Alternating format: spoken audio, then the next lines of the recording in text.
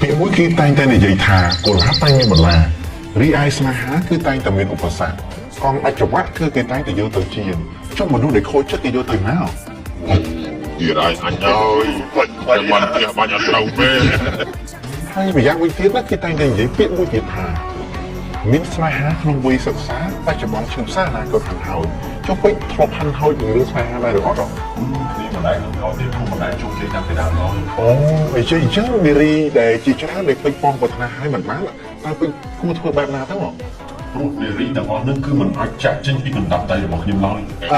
ហើយចាំមើលវាទៅមុខទៀតវាយ៉ាងម៉េចអូពេកគុំមានគំនិតចង់អាឃាតជាមួយនឹងពួកនារីទាំងអស់នេះយ៉ាងម៉េច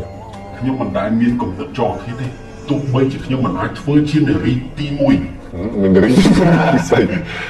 អញព្រមអត់ទៅពីแล้วទោះបីខ្ញុំមិនអាចខ្លាចជាបុរសទី1សម្រាប់នាងតែខ្ញុំនឹងខ្លាចជាបុរសចុងក្រោយសម្រាប់នាងនាងមិនអាចចាក់ចេញពីជីវិតខ្ញុំបានទេបើទោះបីជានាងមានប្តីក៏ដោយអញ្ចឹងពេកមានកម្រងសហ័យស្មន់ឬដាក់ស្នេហ៍គេមែនទេ No